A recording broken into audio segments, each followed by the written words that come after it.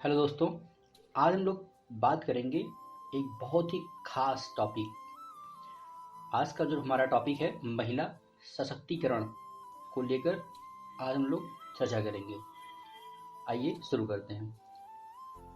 नारी नारी सशक्तिकरण के बिना मानवता का विकास अधूरा है। वैसे अब ये मुद्दा महिला विकास का नहीं रह गया है, बल्कि महिला के नेतृत्व वाले विकास का है। प्रधानमंत्री श्री नरेंद्र मोदी जी का यह कथन भारतीय महिलाओं, विशेष तौर से ग्रामीण महिलाओं के संदर्भ में बेहद सटीक है। चूँकि जब तक महिलाएं नेतृत्व के लिए आगे नहीं आएंगी, तब तक उनका सामाजिक और आर्थिक विकास नहीं हो सकता। महिलाओं को खुद से जुड़े फैसले लेने की स्वतंत्रता होनी चाहिए। सही मायने में हम तभी नारी सशक्तिकरण को सार्थक कर सकते हैं। आज हमारे देश की महिलाएं खेल के मैदान से लेकर अंतरिक्ष की उड़ान तक किसी भी क्षेत्र में पीछे नहीं हैं और देश के विकास में न केवल पुरुषों के साथ कदम से कदम मिलाकर आगे बढ़ रही हैं, बल्कि अपनी उपलब्धियों से देश का नाम भी रोशन कर रही हैं। लेकिन ये तस्वीर का केवल एक पहलू है। भारत के अधिकतर गांवों में अभी भी महिलाएं सामाजिक और आर्थिक रूप से स्वतंत्र नहीं हैं और घर की चारदीवारी में रहने को मजबूर हैं।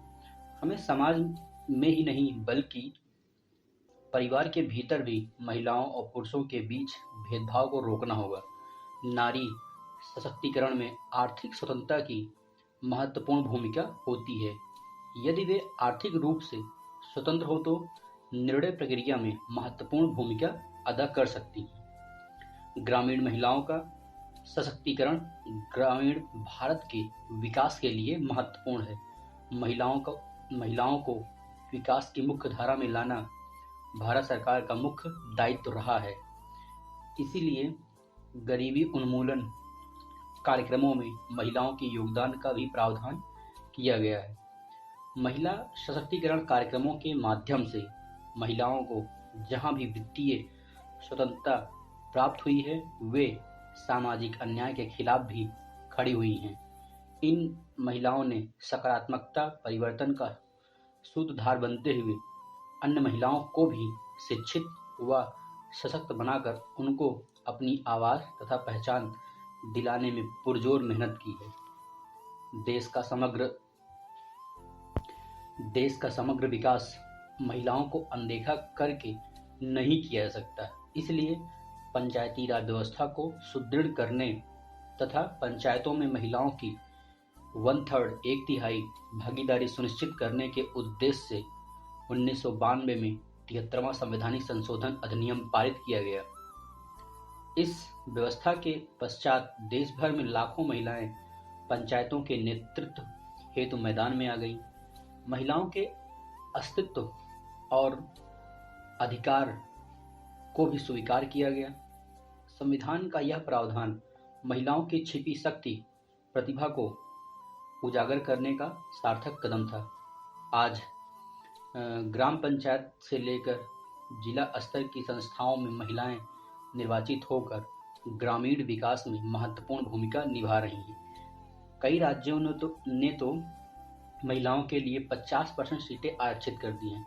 यद्यपि महिलाओं के लिए यह नया क्षेत्र है, परंतु उसका मुकाबला करते हुए महिलाओं ने अशिक्षित होने के बाद भी अपने आप में ज़्यादा संवेदनशील और बेहतर प्रशासक सिद्ध कर दिया है। ऐसे प्रत्यक्ष प्रमाण हैं कि जब भी महिलाओं को आगे आने का अवसर मिला, उन्होंने इसका पूरा उपयोग किया। आशा, आंगनवाड़ी और एएनएम कार्यकर्ता इसकी प्रत्यक्ष उदाहरण हैं। पिछले कुछ समय में देश के कुछ हिस्सों में ग्रामीण महिलाओं ने अभूतपूर्व जागृति का परिचय दिया है।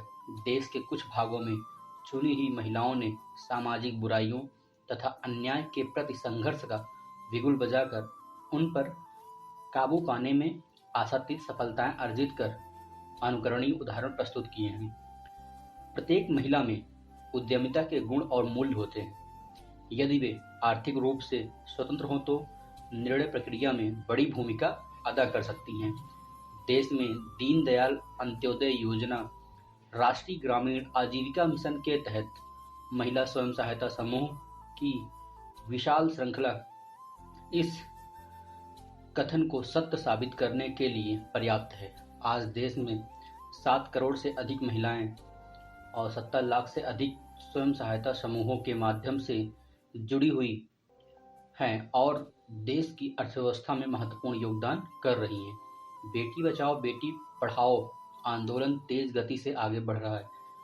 आज यह सिर्फ सरकारी कार्यक्रमों या सरकारी कार्यक्रम नहीं रह गया है, बल्कि यह एक सामाजिक संवेदना और लोक शिक्षा का अभियान बन गया है।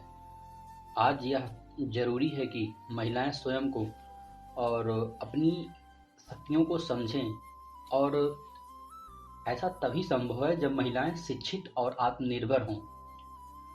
और ऐसा तभी संभव है जब महिलाएं शिक्षित और आत्मनिर्भर हों। संक्षेप में, निसंदेह सहजता से हर एक दिन भिन्न भिन्न भूमिकाएं जीते हुए महिलाएं किसी भी समाज का स्तंभ हैं। हमारे आसपास महिलाएं सहृदय बेटियां, संवेदनशील माताएं, सक्षम सहयोगी और अन्य कई भूमिकाओं को बड़ी कुशलता व सौम्यता से निभा रही हैं। इसके बावजूद उन्हें वो सम्मान नहीं मिला जिसकी वे हकदार हैं। गांव हो या शहर, महिलाओं को उनके हिस्से का सम्मान और अधिकार मिल सके, इसके लिए समाज को जागरूक और संवेदनशील बनाने की आवश्यकता है। प्रधानमंत्री के इस आह्वान के साथ आइए हम लड़कियों के जन्म होने पर खुशियां मनाएं और हमें अपनी बेटियों पर समान रूप से गर्व होना चाहिए। और मैं आप सब लोगों से आग्रह करता हूं कि बेटियों के पैदा होने पर 5 पौधे लगाकर खुशियां मनाएं। धन्यवाद।